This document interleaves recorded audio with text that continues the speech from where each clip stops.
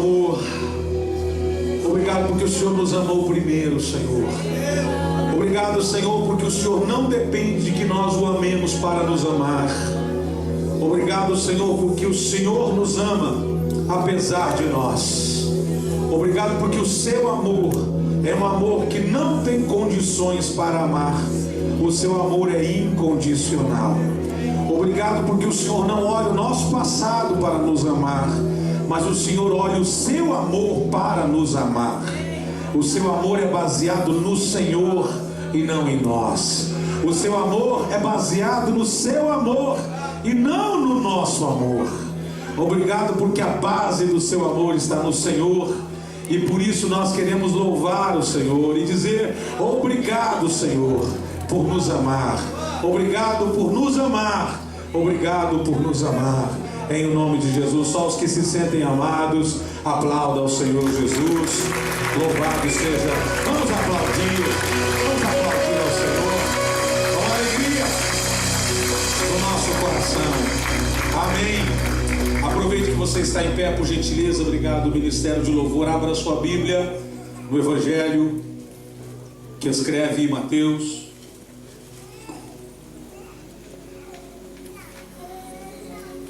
Evangelho que escreve Mateus, por favor, capítulo 14. Eu quero dar sequência à mensagem que eu comecei no domingo. A maior aventura da sua vida espiritual está aqui, capítulo 14, versículo 22 a seguir. Diz assim a palavra de Deus. Assim que nós lermos, nós vamos, logo após, vocês podem se assentar. Logo em seguida, Jesus insistiu com seus discípulos para que entrasse no barco e fosse adiante dele para o outro lado, enquanto ele despedia a multidão. Verso 23: tendo despedido a multidão, subiu sozinho para a um monte para orar. Ao anoitecer, ele estava ali sozinho. Mas o barco já estava a considerável distância da terra, fustigado pelas ondas, porque o vento soprava contra ele. Alta madrugada, Jesus dirigiu-se a eles andando sobre o mar. Quando o viram andando sobre o mar, ficaram aterrorizados e disseram: é um fantasma, e gritaram de medo. Mas Jesus imediatamente lhes disse: coragem, sou eu, não tenham medo. Senhor, disse Pedro, se és tu, manda-me ir ao teu encontro por sobre as águas. Venha, respondeu ele. Então Pedro saiu do barco, andou sobre as águas e foi na direção de Jesus. Mas quando reparou no vento, ficou com medo e, começando a afundar, gritou: Senhor, salva-me. Imediatamente Jesus estendeu a mão e o segurou e disse: homem de pequena fé, por que você duvidou? Quando entraram no barco, o vento cessou. Então os que estavam no barco adoraram, dizendo: verdadeiramente tu és o Filho de Deus. Amém e amém. Obrigado, Magu. Obrigado. Pode estar sentados em nome do Senhor Jesus. Hoje eu vou no solitário aqui. Você vem, tá? Assim você também pode aproveitar um pouco mais aquilo que nós vamos ensinar. Queria que você anotasse, se você julgar interessante, o que nós vamos falar aqui hoje. Eu terminei no domingo falando sobre você sair da zona de conforto em que você está para viver um desafio, viver uma experiência nova com o Senhor. O texto de Mateus é um texto muito claro, porque ele fala sobre uma experiência que os discípulos tiveram com Jesus. Preste atenção. Uma experiência que os discípulos tiveram com Jesus quando Jesus estava cruzando no mar. Rebeca? Quando Jesus estava cruzando o mar e eles estavam dentro do barco. São 12 homens dentro de uma embarcação. Jesus pediu para que eles se adiantassem cruzando no barco. Jesus ficou na montanha porque ele decidiu tirar um tempo de oração. Jesus foi orar sozinho no barco, ou melhor, na montanha. E os discípulos saíram sozinhos entre aspas, porque são 12, são 11, Eles estão cruzando o mar, quando por volta das 3, 4 horas da manhã, Jesus caminhando vai cruzando. E eu ensinei no domingo que o verbo que é usado para estava ultrapassando, né, passar a embarcação, é a mesma expressão que Deus utilizou quando Elias teve a experiência de sentir e ver o Senhor, Moisés teve a experiência de ver o Senhor pelas costas, e a mesma expressão que Jesus está usando aqui, na verdade o escritor Mateus está usando para explicar o texto. Jesus está no meio da madrugada, os discípulos pensam que Jesus é um fantasma. Pedro olha para aquela cena, vento, tempestade, água agitada, um bar lotado de gente, e ele diz: Senhor, se és tu, manda que eu vá, libera uma palavra para que eu vá, solte uma palavra que libere e me tire da estagnação que eu estou vivendo. Então eu quero partir desse ponto para continuar isso que eu vou também falar no domingo pela manhã. Quando o Senhor libera uma palavra, a palavra que o Senhor libera, ouça isso, a palavra que o Senhor libera é capaz de consolidar a estrada que você enfrentará entre o barco e a vontade dele. Repito, uma palavra que o Senhor libere, por exemplo, existem pessoas que precisam de uma palavra de Deus para tomar uma decisão na vida. Senhor, fala comigo. Eu não sei qual é o método que você acostuma a ouvir a voz de Deus.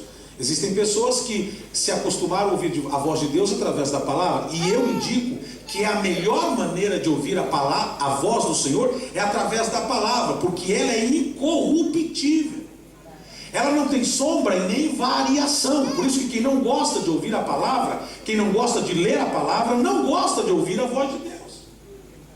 Pessoas que se acostumam a ouvir apenas o profeta ou a profeta, porque não gosta de ouvir a palavra, ele está querendo criar um caminho que facilite a estrada dele ao encontro do seu propósito. Agora, eu nunca entendi que entre eu sair do barco e chegar ao meu propósito, as coisas são fáceis.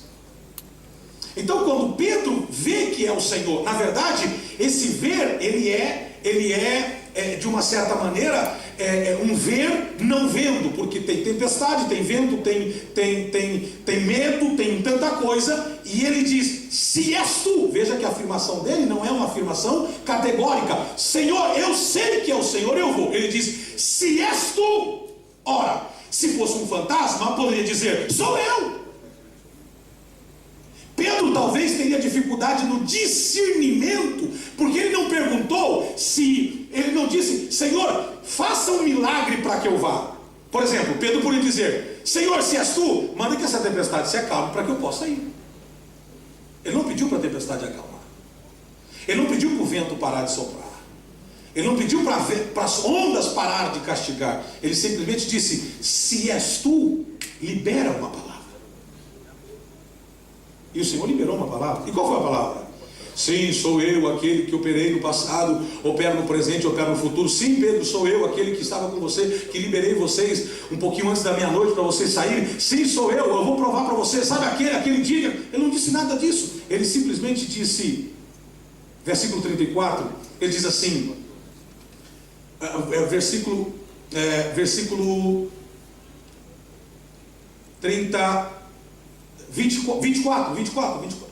24, coloca no 24. O vento estava, ok, muito bem, o barco já estava a considerável distância da terra, fustigado pelas ondas, porque o vento soprava contra ele. Verso 25, alta madrugada, Jesus dirigiu-se a eles andando sobre o mar. No verso 26, quando o viram andando sobre o mar, ficaram aterrorizados e disseram: é um fantasma, e gritaram de medo. O verso 27 diz: mas Jesus imediatamente lhes disse: coragem, sou eu, não tenha medo. Volta o 25. Alta madrugada, dirigiu-se Jesus até eles andando sobre o mar. O 26 não tem nenhuma afirmação categórica que é Cristo que está, o vento é forte. Volta o 24, volta o 24, volta o 24. O vento é grande, as ondas estão fustigando, são fustigados pelas ondas, o vento soprava contra eles. Alta madrugada, Jesus vai até eles, dirigindo-se até eles sobre o mar, e no verso 26, eles estão aterrorizados. Eles estão com medo. Observem, aterrorizados e com medo. O resultado do susto é o medo. E eles gritam de medo. O 27, Jesus imediatamente lhes disse: coragem, sou eu, não tenham medo. Em nenhum momento Jesus está dizendo, deu provas para eles que era Jesus. Jesus simplesmente disse: sou eu, não tenham medo. Ora, se todos tivessem a convicção de que era Jesus, todo mundo ficava tranquilo. Todo mundo dizia: é um coral, é ele. Não. Quando Jesus termina de falar, veja o 27, 21, 28. No verso 28, Pedro interrompe no meio daquela situação e diz: Senhor, se és tu, manda-me ir ao teu encontro por sobre as águas. Espera um pouquinho. Pedro está dizendo: se é o Senhor, me permita correr riscos. Se é o Senhor, me permita. E ora, quem é Pedro? É só fazer uma análise das biografias. Coloque os 12 discípulos e separe-os por biografia. E pegue a biografia de Pedro. Eu vou dar só uma síntese da biografia de Pedro. É o cara que mais se precipita de todos os discípulos. É o cara que mais fala de todos os discípulos. Ele colocou Jesus em várias enrascadas. De todos os discípulos, o mais confuso é Pedro. Pedro é o cara que ele sente tanto Deus quanto medo. Ele sente 100% Deus, 100% medo, 100% apressão. Pedro é o cara que chega na entrada da cidade e os cobradores de impostos dizem: porventura o seu mestre não paga imposto? Ele diz: sim, vai pagar. Você pode ficar tranquilo, ele vai pagar. Ele entra na cidade, Jesus não sabe de nada, entre aspas. Ele chega em casa pensando: bom, prometi que Jesus vai pagar. Ele fala por Jesus. Eu fico pensando, um cara que fala por Jesus, o que ele é capaz de falar por você? Um cara que diz que Jesus, ele compromete a Jesus a uma paga de impostos que Jesus, por direito em Israel, não tem que pagar. E Jesus vai quebrar o galho dele de novo. E Jesus diz assim: ô Pedro, porventura, só uma pergunta, de quem cobra os reis da terra os impostos? Pedro fica ligado, fala: bom, como assim, Senhor? Não, eu só queria saber, de quem que os reis cobram impostos? Dos filhos ou dos estrangeiros? Dos estrangeiros. Ele sabia a informação correta. Ok, então se os filhos não precisam pagar, eu estou isento. Mas, para quebrar teu galho, pega um anzol, desça no mar, pega o primeiro peixe que subir, você encontrará um starter na boca dele, abra, tira o starter e paga o teu imposto e o meu. Ufa! Só que ele tem que pescar. Ele tem que descer, botar o anzol, pegar o peixe não pode ser pequeno, porque o starter não é uma moeda pequena. O primeiro não é o segundo, não é o terceiro, não é o quarto, não é o quinto, não é o sexto, é o primeiro que subir, vai ter que estar engasgado. Ele vai ter que desentalar o peixe, ele vai ter que tirar a moeda, ele tem que crer em tudo isso. Eu digo, não seria mais fácil dizer lá na porta: Jesus não vai pagar? Vamos comigo. Não seria mais fácil chegar na porta e dizer assim: não, pera um pouquinho, pagar? Pagar quem? Jesus? Pera um pouquinho, eu vou dar uma lição de história em vocês. Vocês sabem quem matou o gigante aqui de Israel? Que gigante? Golias. Ok, quem foi? Foi Davi. Você sabe de que linhagem vem Davi? Bom, Davi foi filho de Jessé, o Belemita, que vem da descendência de Boaz. Sim, pois bem, você sabe de que linhagem veio Jesus? Sim, da linhagem de Davi. Pois bem, você lembra o que o rei disse para quem matasse o Golias? Sim, o que? Casaria com a filha e sua família estaria isenta de impostos toda a vida. O meu Jesus não precisa pagar. Ele podia falar isso. Ele não estaria mentindo, ele estaria apenas provando que ele sabia quem ele estava seguindo. Vou de novo. O problema é que a gente segue alguém que a gente não conhece.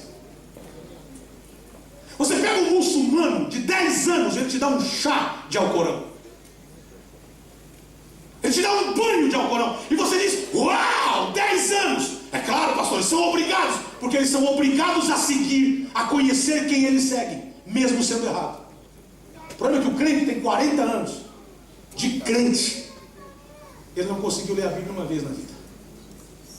E se fizer alguma pergunta sistemática, ele diz, eu estou novo na fé. Ele nasceu no berço. É porque a gente quer seguir a emoção de quem segue a Jesus e não quer seguir a Jesus porque a gente conhece a Jesus. Até onde você conhece a Jesus? Eu vou à igreja todo domingo. E aí? Você pode morar aqui dentro e não conhecer a Jesus.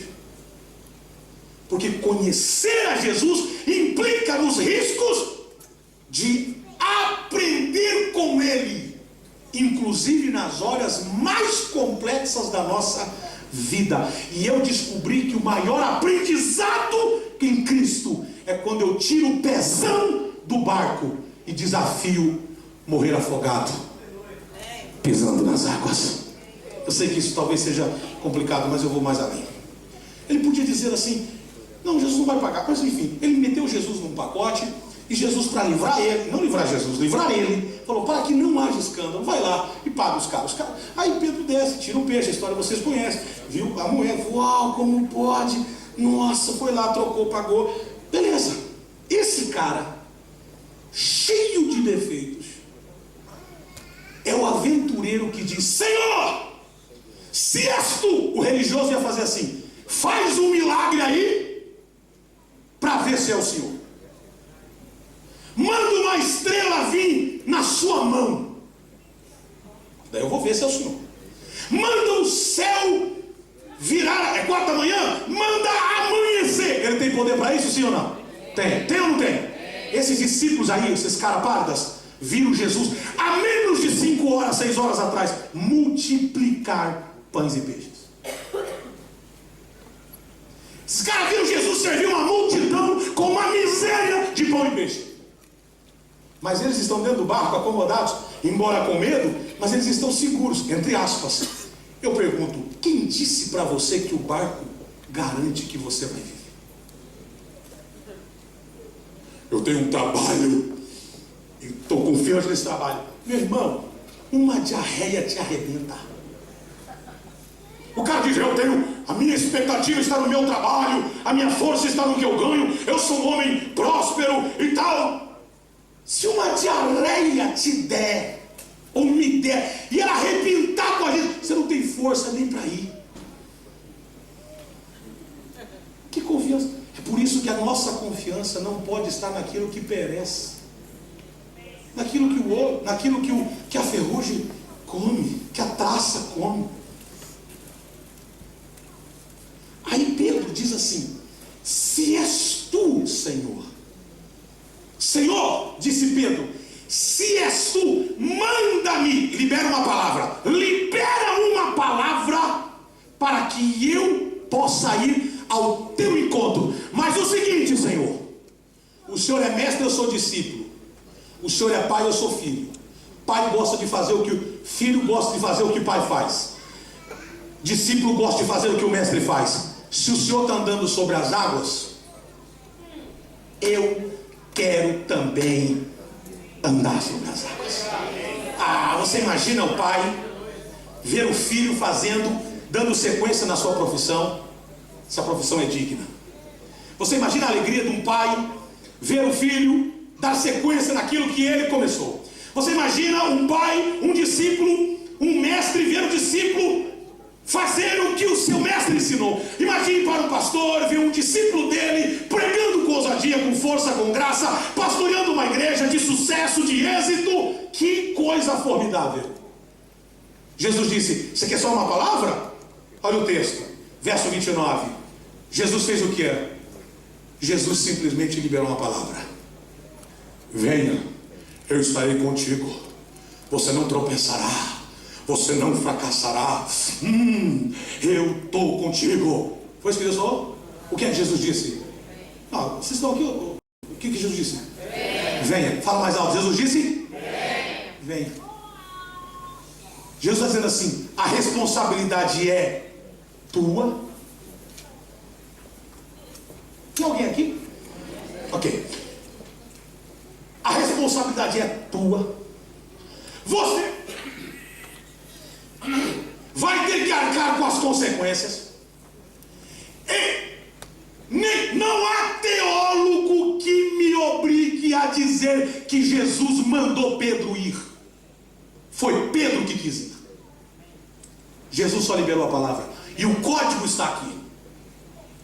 Oh my God. Tudo é possível àquele que crê, diz a palavra. Uma palavra foi liberada e a palavra está aqui. Só quem tem Bíblia, levante a Bíblia aí. Levante a Bíblia. Quem não tem, passa aperto. Agora, a palavra já foi.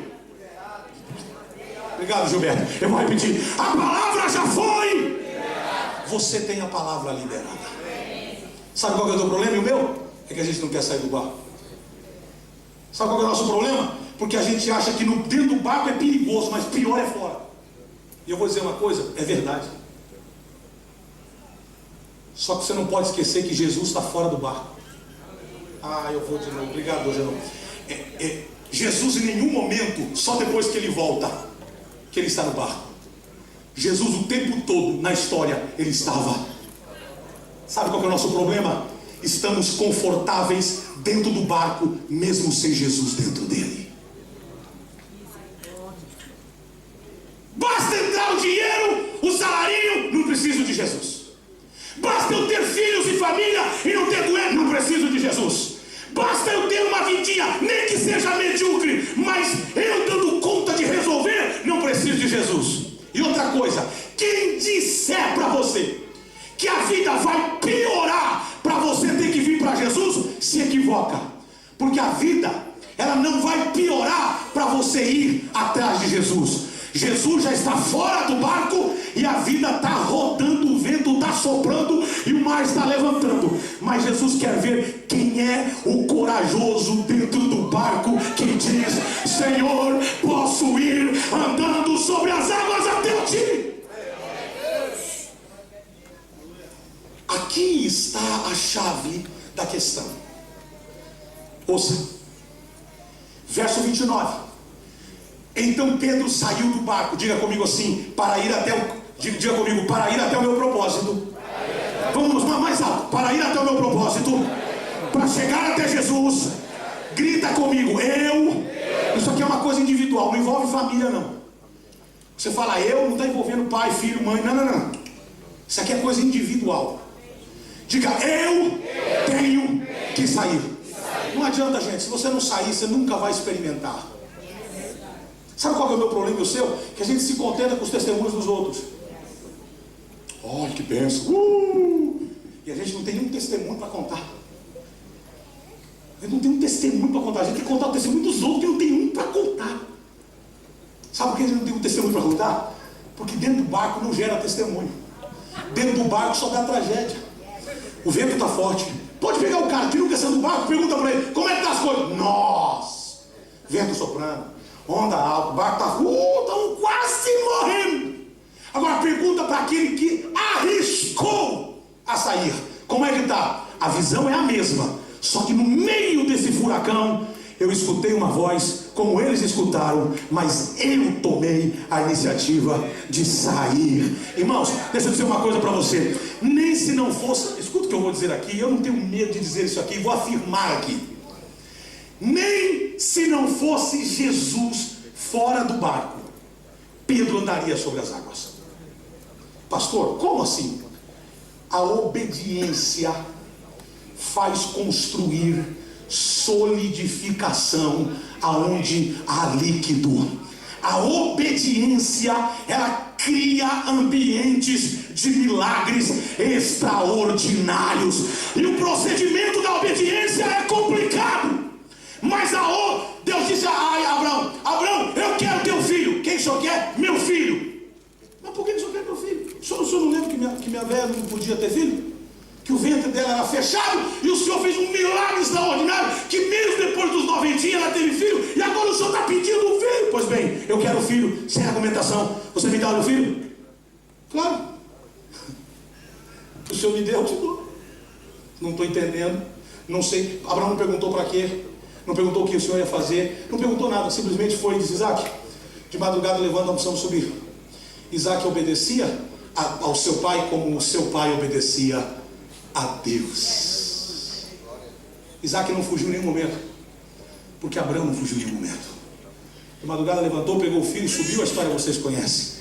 Quando chegou no momento do acontecimento, o Senhor brada, diz: Isaac está livre. Abraão, não toca o seu filho, o cordeiro está aí, podem descer. E eu fico imaginando Abraão e Isaac descendo a montanha. Qual era o ambiente? Talvez Isaac dizendo: pai, você ia me matar mesmo? Talvez Isaac dizendo: pai, eu não acredito. Eu fico aquela cena do senhor com a faca em cima do... eu não... Pai, fala a verdade, filho. Você quer a verdade mesmo? Eu ia mesmo. Mas pai, o senhor ia ter coragem? Meu filho, você quer que eu... Vamos tentar? Não me provoque. Filho, se eu cheguei até lá, porque a fé em obediência não tem volta.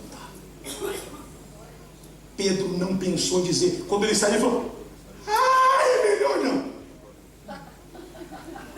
Ele não volta do meio do caminho, porque depois que coloca o pé na água, não tem como mais voltar, a não ser se o mestre te trouxer.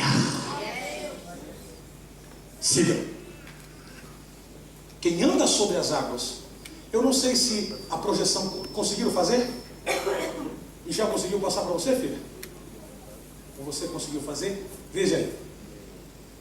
Eu queria pensar com vocês o seguinte: quem anda sobre as águas tem que estar consciente disso. Caminhar sobre as águas, quem anda sobre as águas sabe que terá problemas. Repete comigo, por favor. Quem anda sobre as águas sabe que terá problemas. Essa ideia de que andar sobre as águas a pessoa tem que anular os problemas. Tem gente que diz: aceite a Jesus, os seus problemas vão acabar. Mentira. Isso é conto do vigário. O que difere é que em Cristo você tem a força para vencer os obstáculos da vida. Amém ou não amém? É isso que faz a diferença. Agora acompanhe comigo. Pedro sabe que ele terá problemas. Por que ele sabe que terá problemas? Ora, se dentro do barco ele já corre risco, imagine fora. A ignorância é anular os riscos. Por exemplo, eu fui subir a montanha,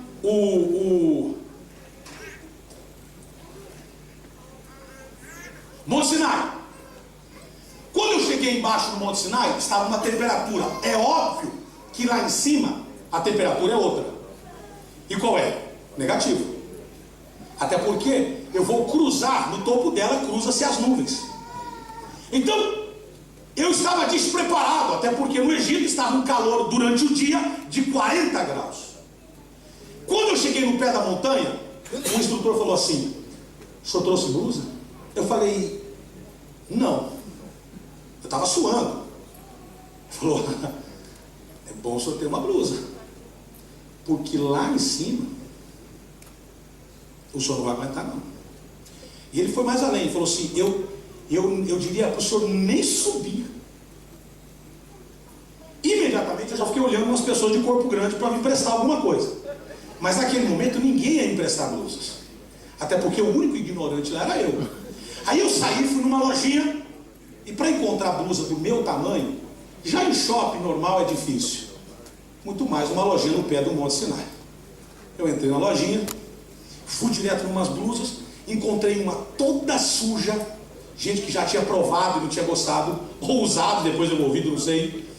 Comprei, e ficou muito ajustado no meu corpo, mas eu não estava lá para beleza, eu não queria passar frio. Obviamente, passei um frio horrível.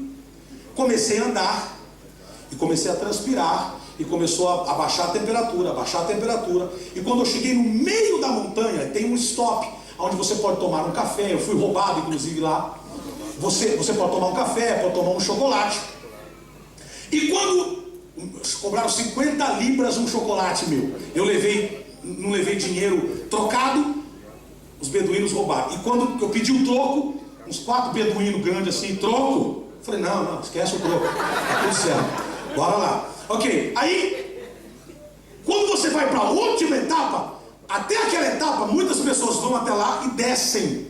Por quê? Porque a partir de lá começam os desafios. O desafio da temperatura, o desafio da subida e tal. Mas também quem seguiu, chega no topo. E eu falei, tô aqui, bora lá. E fui, sozinho. Subindo. Chegando, cansado, indisposto, eu parei, entrei num buraco de rochas e falei, não vou continuar, isso é demais. Vi uma mulher subindo com muletas. Eu não precisei de pastor nenhum para dizer para mim, toma vergonha na cara, eu não precisei de nada, só aquela mulher fazendo assim,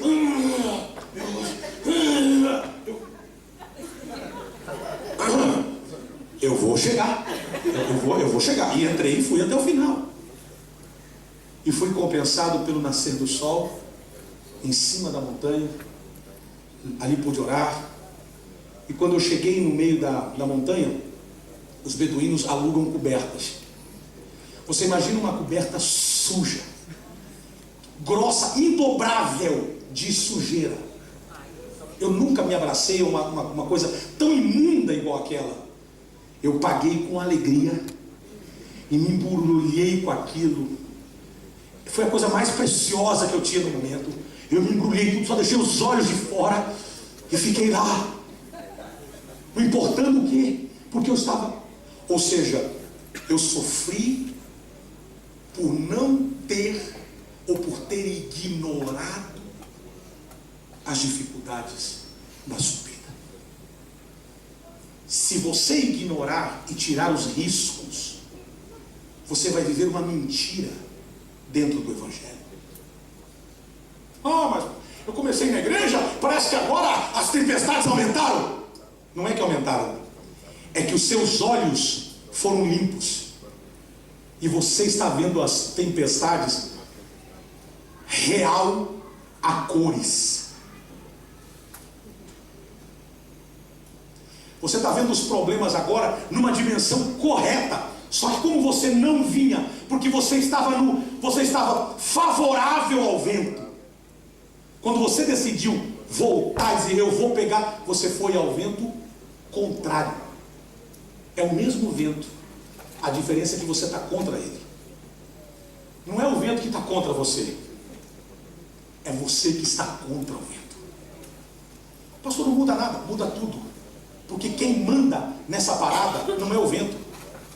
É você que decide. O vento fará o seu caminho. Sabe qual é o problema? É que eu estou fazendo o caminho do vento. Lembre-se, eu estou fazendo o caminho do vento e não estou fazendo o meu caminho. O propósito do vento não é o mesmo que o meu.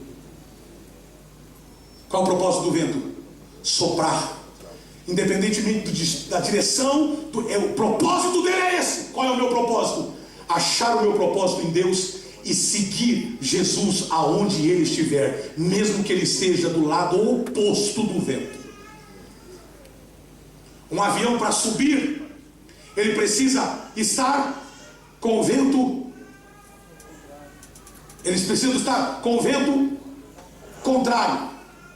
Para ele descer, ele precisa estar com o vento favorável. Estávamos em Goiânia. O voo não descia, e a moça falou assim, olha, é o seguinte, o vento, ele precisa pegar o vento que é favorável para ele descer. Se ele pegar o contrário, é a máquina descendo contra a natureza, vai virar estrago. Pastor Paulo, viajando essa madrugada, e eu vi que ele estava demorando a me responder, eu falei, tá tudo bem? Ele falou, não pastor, eu estava viajando, o avião foi para os Estados Unidos, e aí o avião teve que fazer uma pausa. Falei, pausa? Como assim? Porque deu um problema no avião, desceram em Porto Alegre e ficamos um dia lá. Falei, e depois? Depois arrumaram o avião, falei, você é muito corajoso. Arrumaram o avião e você entrou? Falei, mas eu voltava de carroça. Não, agora tá tudo bem. Falei, maravilha, tá certo. Então, o vento contrário, só que você precisa entender que até o vento contrário na vontade do Senhor vai jogar você para o propósito. Se você tiver contra o vento. Ok. Você precisa parar de ignorar os riscos. Escute as perguntas que Pedro podia fazer. Quando ele botou o pé fora do barco, ele podia dizer assim: onde eu estava com a cabeça? O que eu fiz? Não tenho nada para me apoiar. Pelo menos no barco eu tinha alguém. Tipo assim, alguém para apoiar, que esse alguém não apoia em nada. Você entendeu ou não? É igual em ônibus apertado. Você não tem lugar para segurar, você se apoia em alguém. Primeiro olha se esse alguém está se apoiando em algo. Porque às vezes o cara não está apoiando em nada. Se o ônibus frear, vai você, vai o cara, vai todo mundo que está apoiando ele. O único que fica firme são os ferros.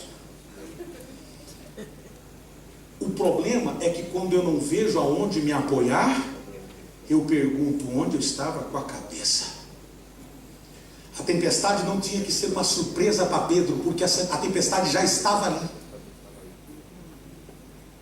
Ai, estou vivendo um tempo, não sei, tudo virou o quê? A tempestade estava ali.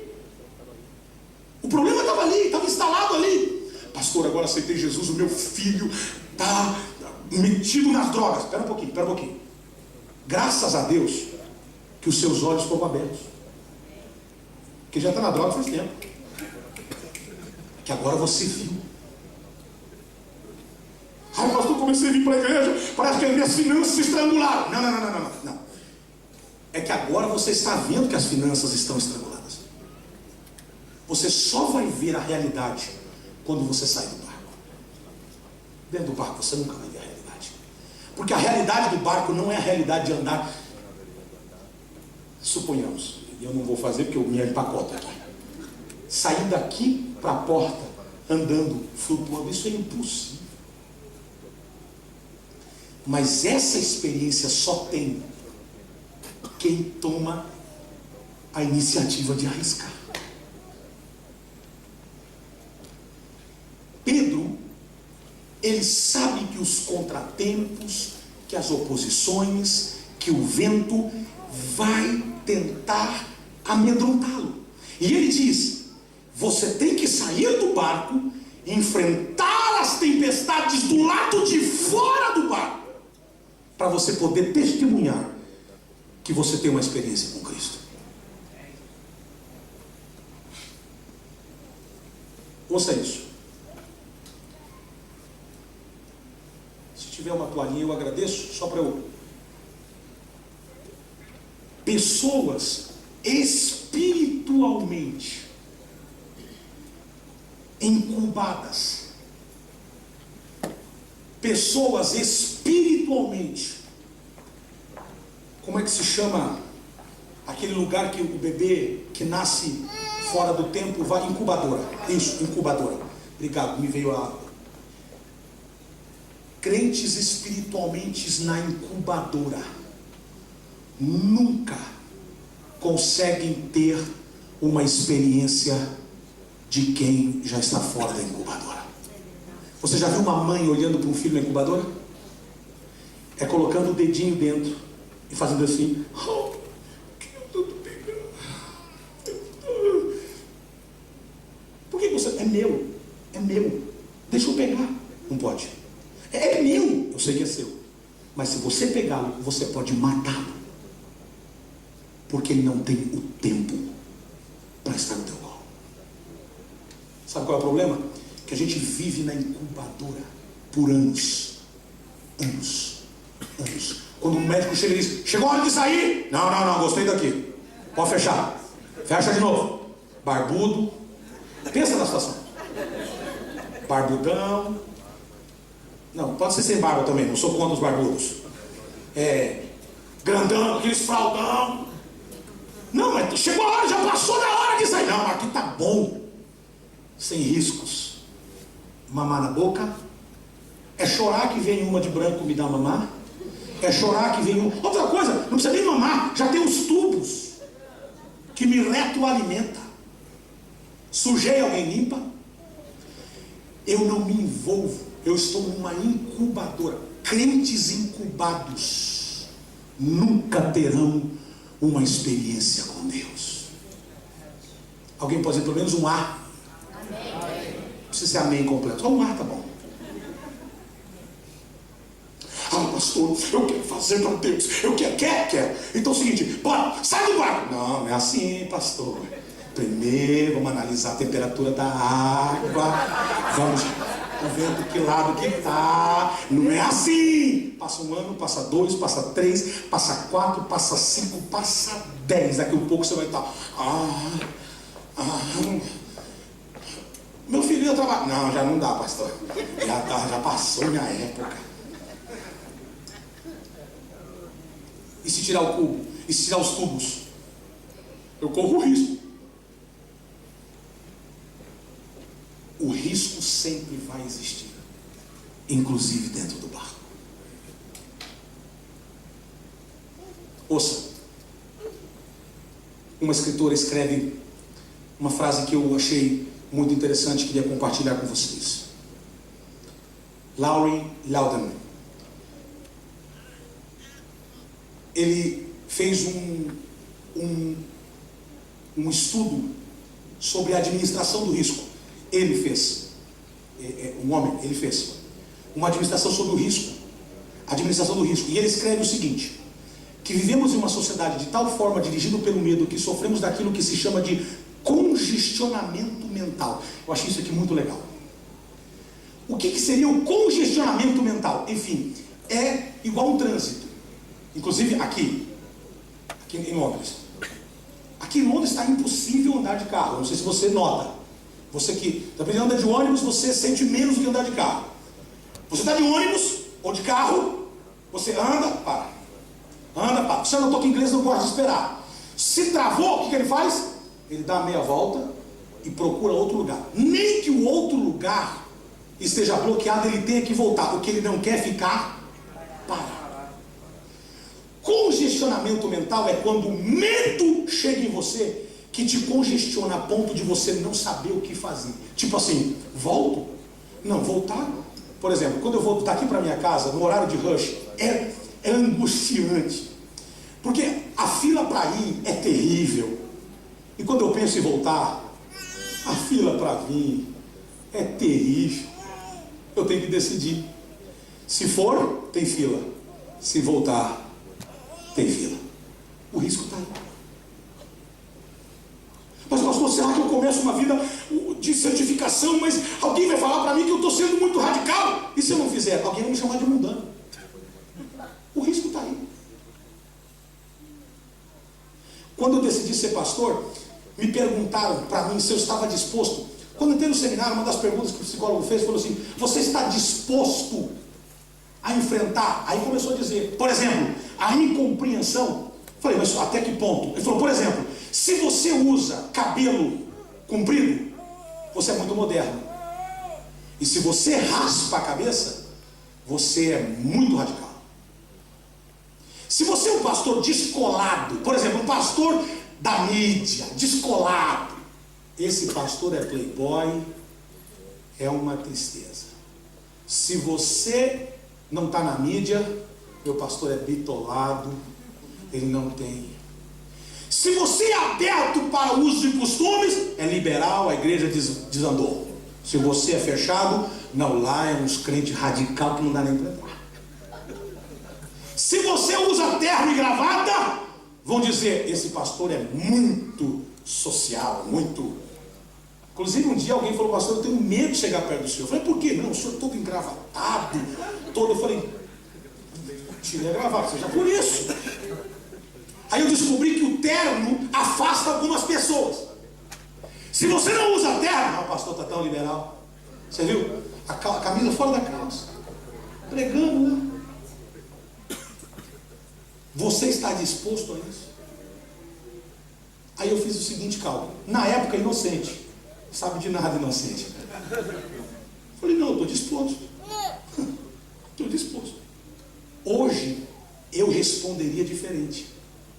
Hoje eu poderia dizer, estou disposto. Naquela época, foi na inocência.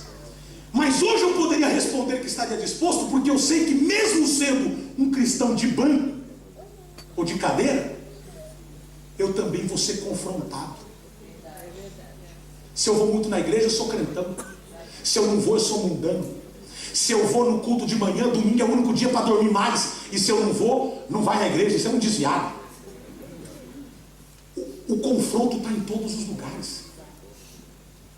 A questão é decidir se arriscar, porque fazer o correto custa mais.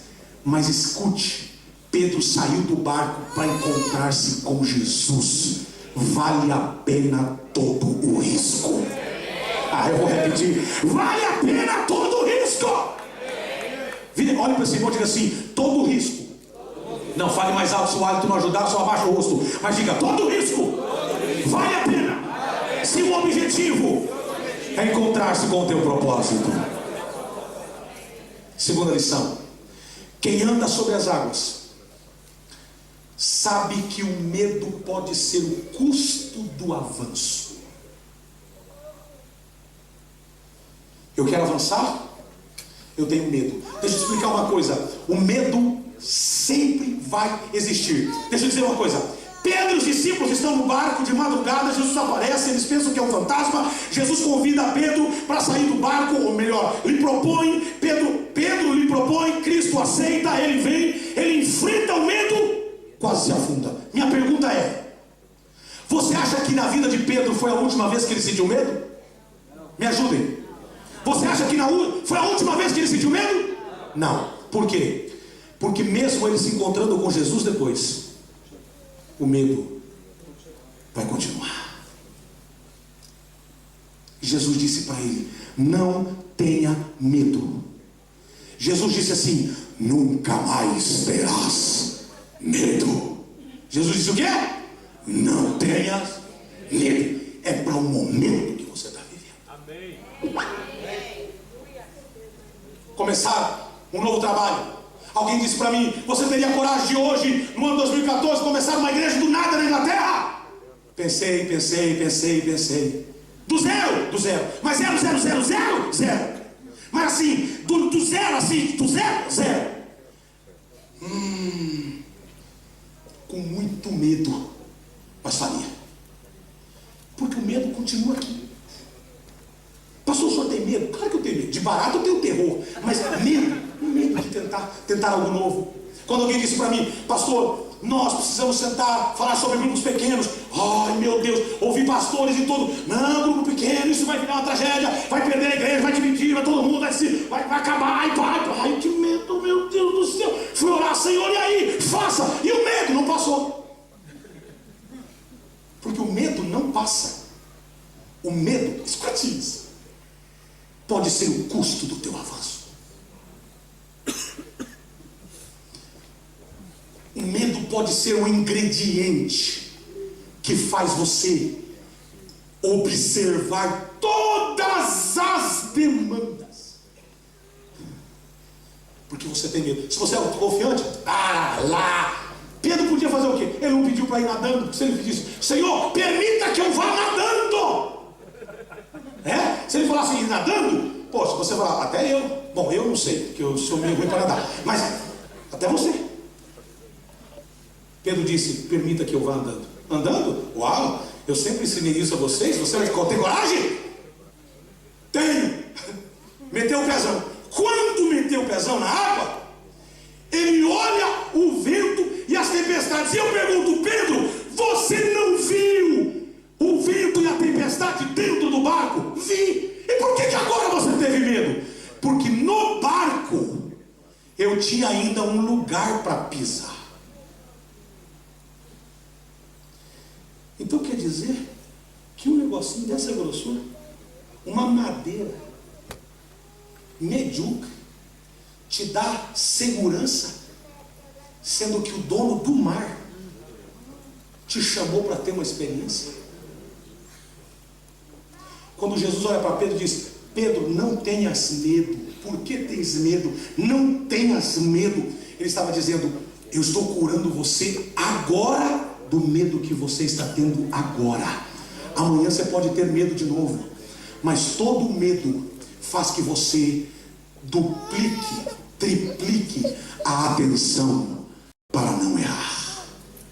Eu sempre digo aos meus obreiros: tenha medo de 3 coisas: dinheiro, sexo e poder. Dinheiro, sexo e poder. O dia que o obreiro perder o medo dessas coisas, virou um obreiro adúltero, virou um obreiro soberbo e virou um obreiro, qual é o outro que eu falei? Imoral. Abusador do poder, imoral e todos os detalhes. Mas pastor, se o senhor tem medo é porque o senhor tem um pezinho. Tem um pezinho, tem uma mãozinha, tenho tudo atrás.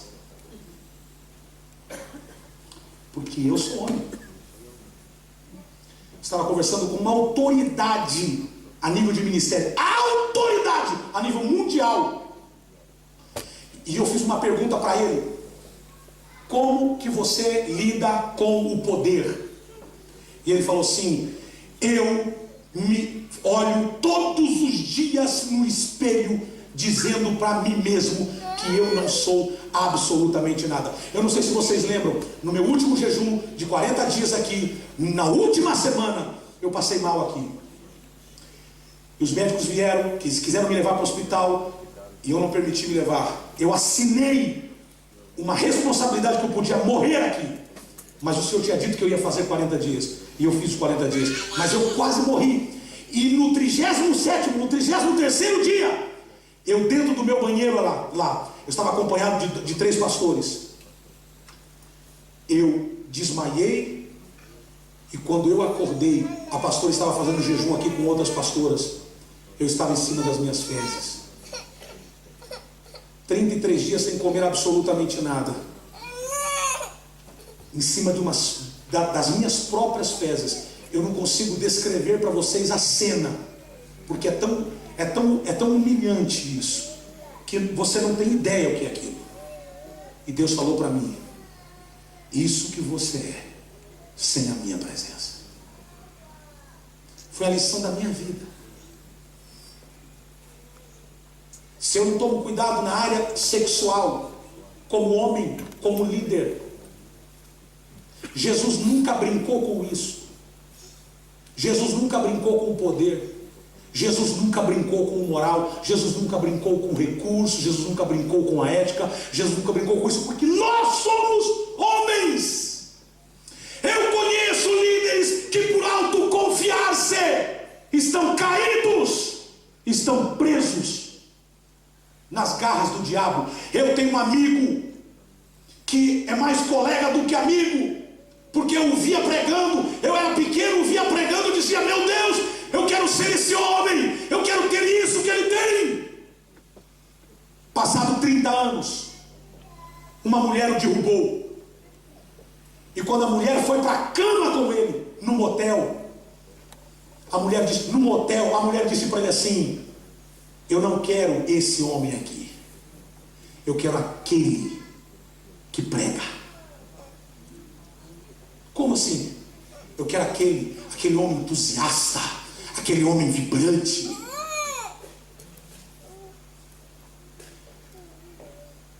Se eu não saber os riscos que eu corro o maior risco de todos. E não é diferente para você. Você trabalha com mulheres, tem sua esposa em casa, você trabalha com outras mulheres em casa, ou nas casas, ou no escritório, tua mulher não está lá. Tua postura tem que ser de medo. Eu fui chamado de gay por uma mulher, porque eu não quis ter relação sexual com ela, e eu era adolescente. mim foi a coisa mais complexa, porque se bullying existia naquela época, meus amigos iam presos tudo, porque eu sofri bullying. Tempo atrás eu fui visitar a Argentina e a vizinha nos recebeu, foi uma alegria. E o marido dela lembrou da coisa, falou: rapaz, lembra quando a fulana de tal te chamou de gay? Eu falei: o gaysão que eu sou aqui, aqui, e meus filhos aqui. Passou mais de 20 anos e eu lembrava ainda. Porque quando a mulher ficou uma adolescente se oferecendo, eu saí correndo.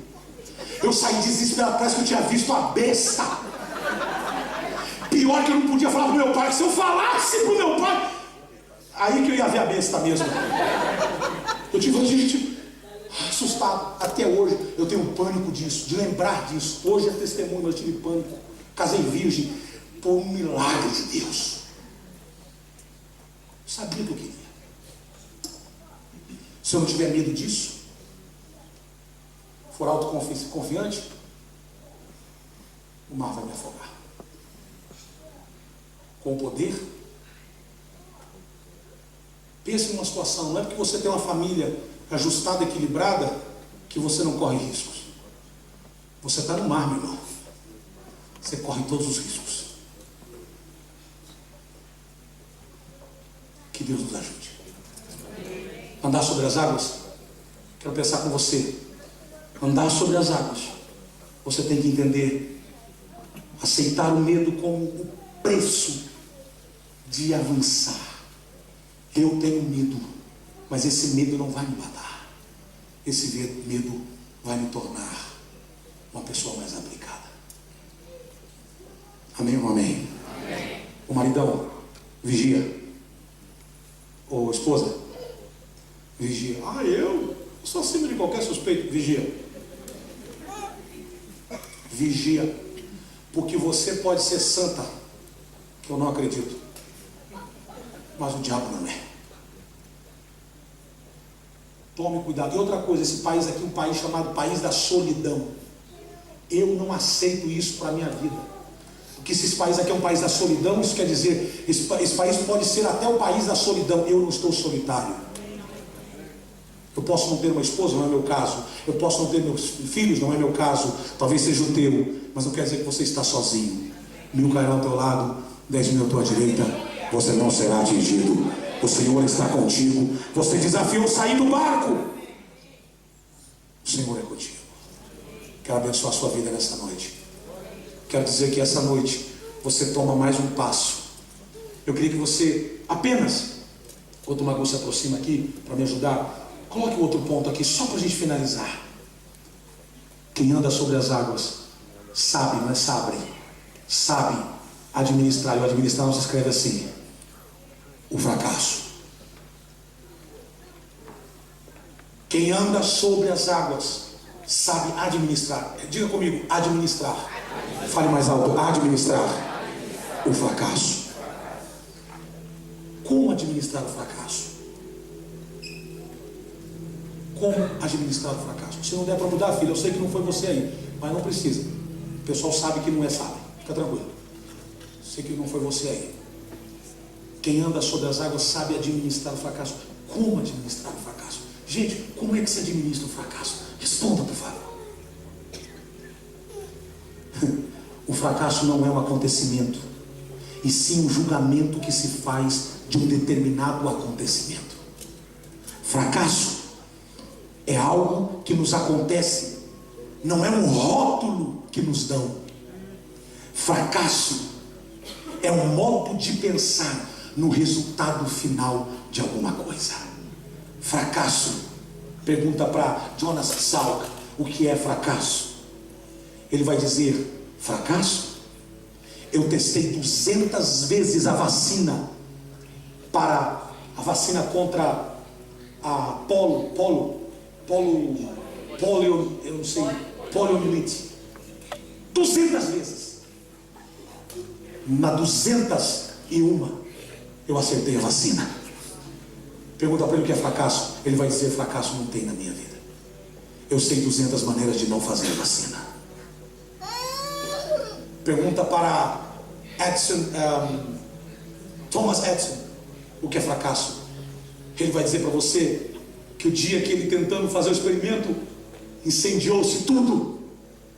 Sua casa, o seu lugar de testes virou cinzas. E quando ele virou cinzas, ele subiu sobre as cinzas e disse: acabei de aprender a maior lição. Não é assim que faz a luz. Você tem coragem de chamar isso aqui de fracasso? Administrar o fracasso. Pastor, não deu certo. Esse ano não deu. Não chame isso de fracasso.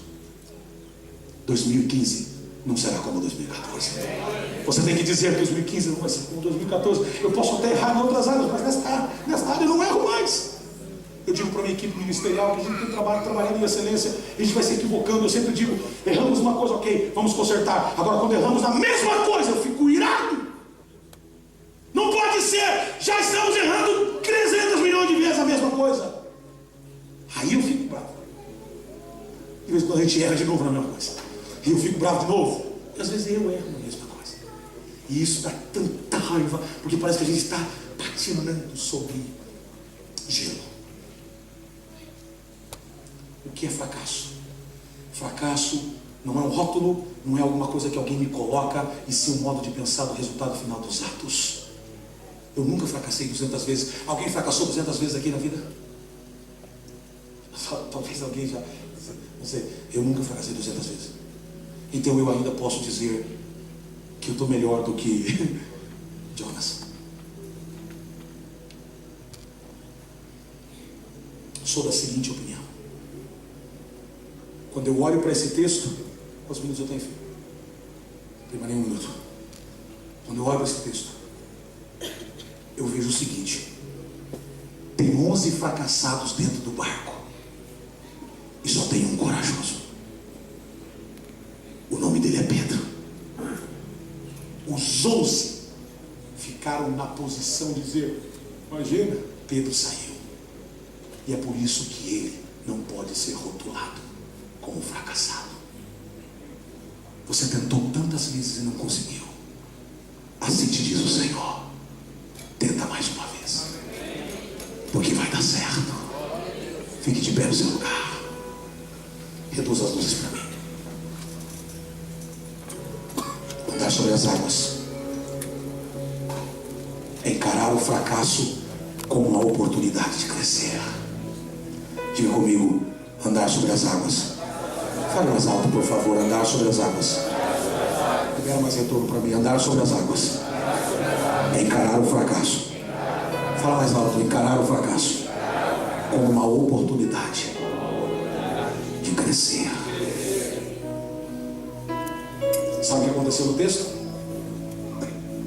Jesus pegou Pedro. Escute isso. Coloca o texto para mim, filha, por favor. Quando Pedro vem andando sobre as águas na direção de Jesus, verso 30.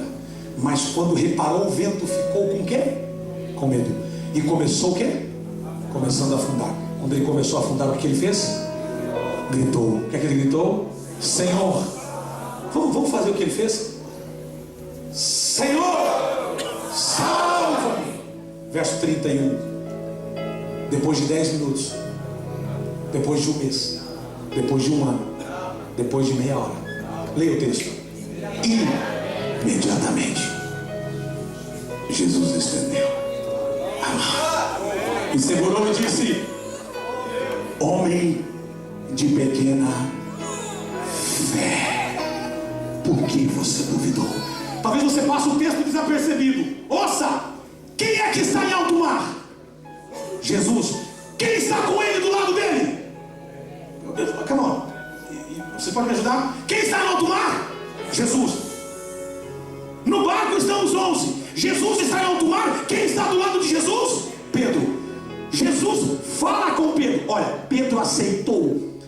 Andar sobre as águas é aceitar a dúvida, o fracasso, o medo como um processo de instrução e de crescimento.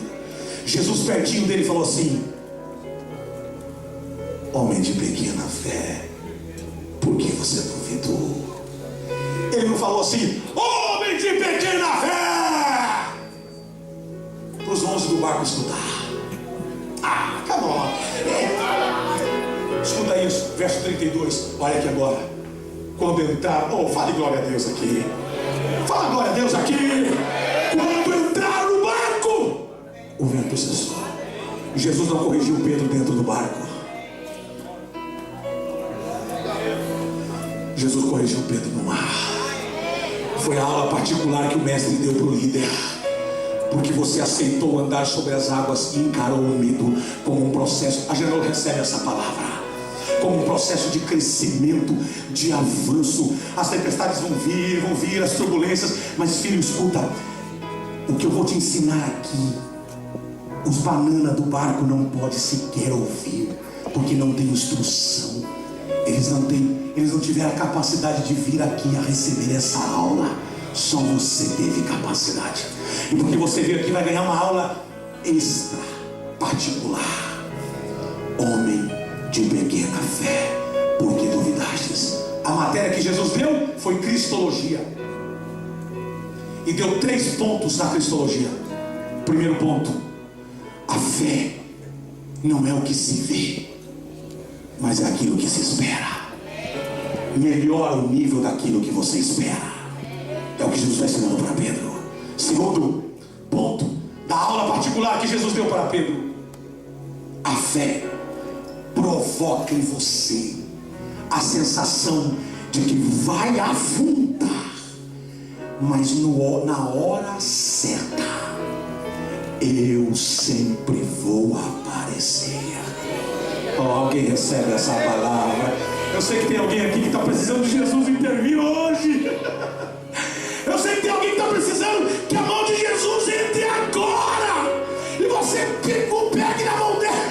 A terceira coisa que Jesus ensina é que toda vez que você clamar, eu imediatamente vou me apresentar. Eu pergunto: está com medo? Faça do seu medo uma oportunidade de crescer e de amadurecer. Saiu no Jornal Nacional, saiu no BBC News. Jesus aparece no mar.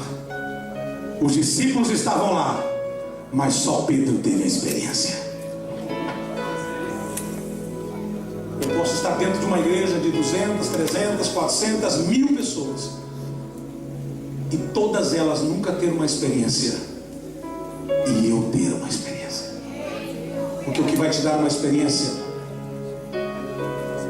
é quando você sair do barco e dizer: Senhor, segura na minha mão, porque agora eu decidi. Eu recebi um feedback tão forte de domingo para cá, de gente que tem mandado mensagem, gente que tem compartilhado com os seus líderes nas células. Foi tão forte, o povo dizendo: eu decidi sair do barco, eu decidi, voltou. Mas eu sei que esse ânimo pode durar só essa semana. É por isso que eu estou te dando um reforcinho na quinta. Continue fora do barco. Os bananas do barco não podem te ensinar nada. Agora você pode virar mestre dos que estão dentro do barco. Você imagina que honra. Agora Jesus entrando no barco com Pedro. Entra, Pedro. Mestre, era o senhor? Eu vi que era ele. Quando eu escutei a voz, André, quando eu escutei a voz, eu falei: caraca, é ele. E aí veio um negócio assim, você sabe como eu sou, né? Senhor, eu fui, cara, você não sabe como é que é nosso engraçado. Cara, você vai andando assim, e eu tenho certeza que os caras falam: eu queria também testar. Eu acho que Jesus, isso aqui é acrescentar. Eu acho que tem uns que fazem assim depois: como é que ele conseguiu? I'm really sorry about that. This is my experience. Essa é a minha experiência. Você pode ficar aí sentado 300 anos e nunca ter uma experiência, e ficar vendo que todo mundo está saindo andando sobre as águas. Mas ele também saiu. Até ele, até esse cara que não tem perna está andando sobre as águas. E eu?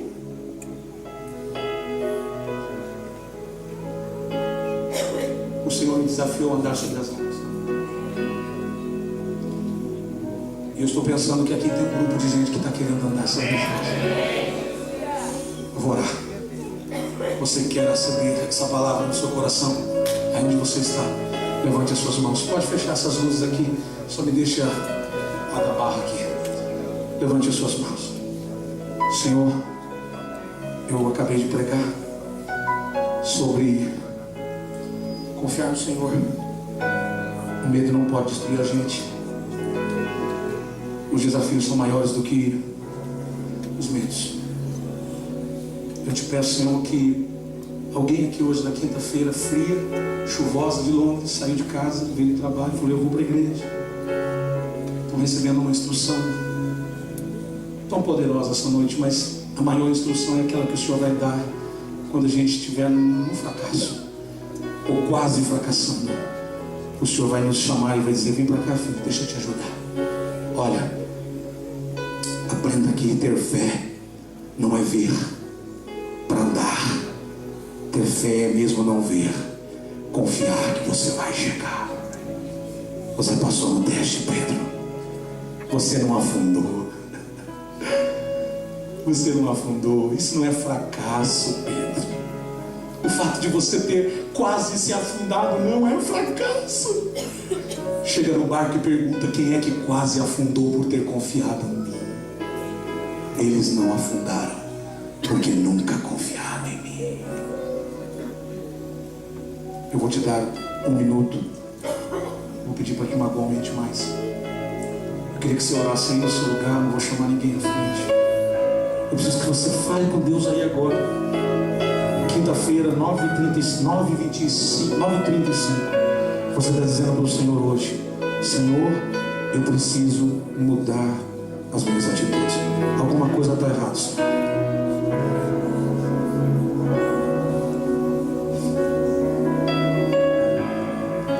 Eu confesso que eu tenho tido muitas dificuldades para agir, porque às vezes o medo é maior do que a minha força de agir. Mas hoje o Senhor quer inspirar a gente. O Senhor quer nos ajudar. Eu queria que você tirasse seu minuto de oração. Eu não vou orar com você aqui no microfone, eu também vou ter a minha oração. Eu queria que você orasse.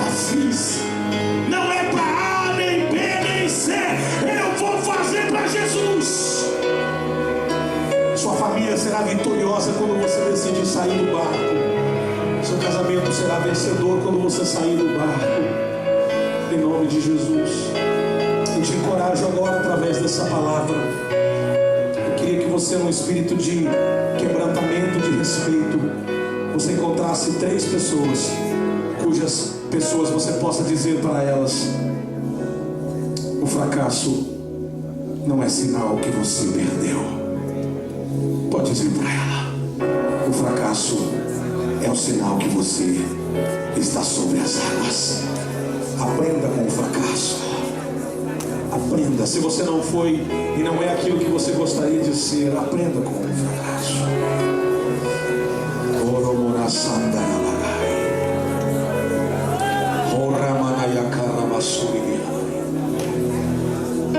Isso, pelo menos 3 pessoas. Pelo menos 3 pessoas.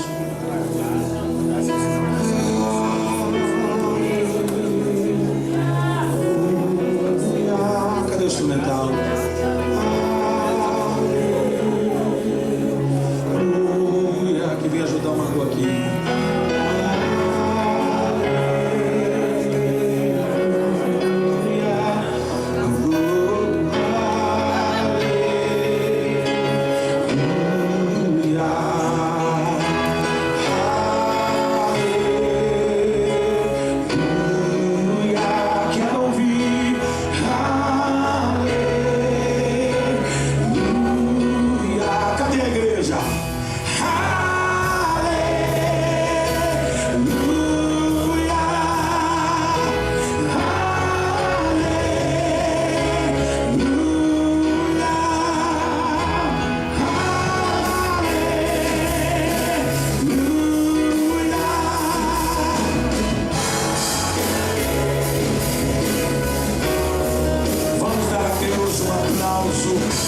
O mais forte que você puder.